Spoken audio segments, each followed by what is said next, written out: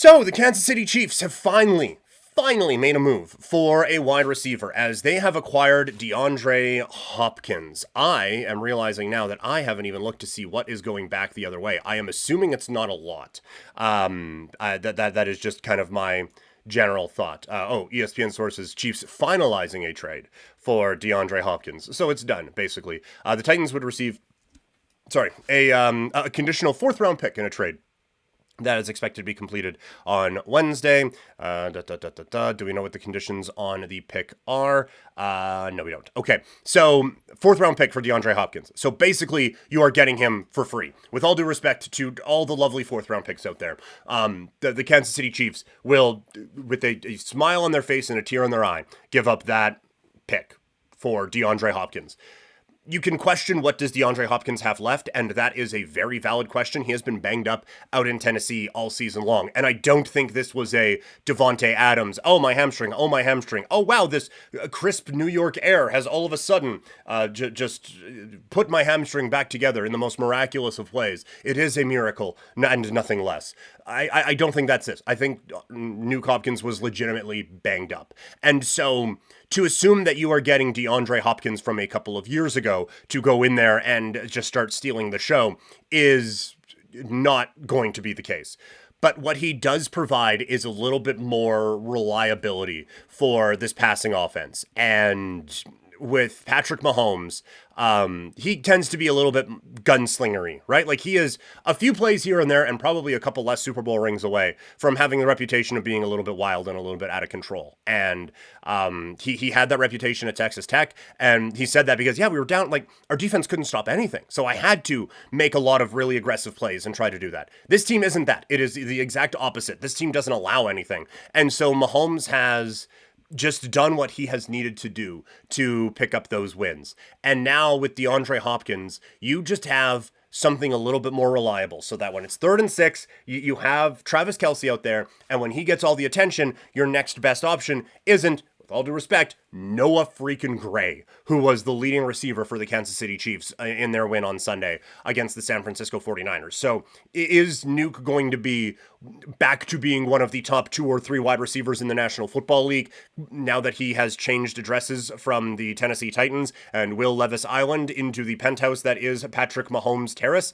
No, that's not going to be the case. But what he does provide is either a little bit more talent for defenses to have to be aware of so that Travis Kelce doesn't have 8 guys on him at one time, or he provides an option so that if defenses do that, then you have a guy that you are trusting to go out there and just make the catch. And if it's a contested catch and Mahomes is under pressure, he knows he can throw it up to that guy and he can go up and make a play, because I think Hopkins still has that kind of, for lack of a better term, dog in him. So I think this is a great move for Kansas City. It is not Amari Cooper to Buffalo. I don't even think it is Devontae Adams to the New York Jets. But for what Kansas City needs, I think this is exactly the type of thing. They have the busted out deep downfield guy in Xavier Worthy, right? Like they have that guy where it's like, if we want to throw it 1,000,000,000 yards down the field, we got the quarterback and the guy to do that.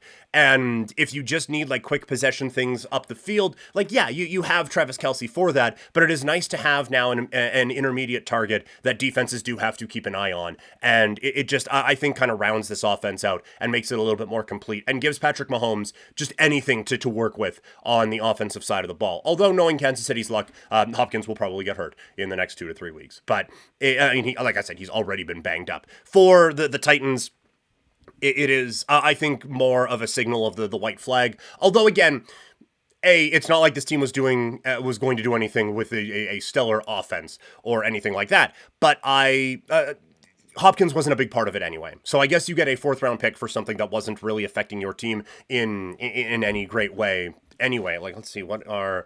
no, I guess I have the news story up. I can probably just click on that, hey? For those of you who are watching this on YouTube and listening on podcast form later, I absolutely could have cut this stuff out, but I'm not going to. Hopkins has 21 targets this year. And again, to recap, they've played 6 games. So now I don't think, has he played in all of them? No, he missed 1. So his targets here this season, 2, 7, 4, 6, 1. So you are not really taking out, like, there isn't a, oh my God, look at all these targets that are now available with the Tennessee Titans. My God, there's this bounty of options for another receiver. That ain't this.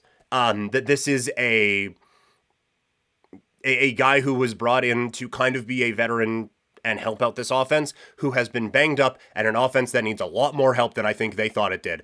And so that I think it makes it kind of an easy, just like, yeah, we'll take this piece out. We'll get a 4th round pick for this. Hopefully that 4th round pick turns into something awesome, and we can do a trade tree in a few years when the Tennessee Titans are parading down whatever street they would parade down for a Super Bowl win. But for now, I think that this is just a slight admission for the Titans that, yeah, this ain't working, and let's try to get a couple of pieces now around this. From a fantasy football perspective, I had finally bit the bullet and was like, you know what? It ain't happening for DeAndre Hopkins. I'm dropping this guy. And then immediately that trade happened. So if you have someone who's fantasy struggling in your fantasy leagues and you want them to all of a sudden have a great spot, let me know and I'll go out, I'll pick them up and I'll drop them so that it can help you. I need to use my powers for good here on Couch Potato Diary. But I don't think that this turns him into a overly dynamic fantasy football option right now. Like, let's look. Where does Fantasy Pros have him for rest of season stuff right now? In terms of rankings, I thought I just clicked rankings, so I'm gonna have to find this. In season, rest of season, wide receiver.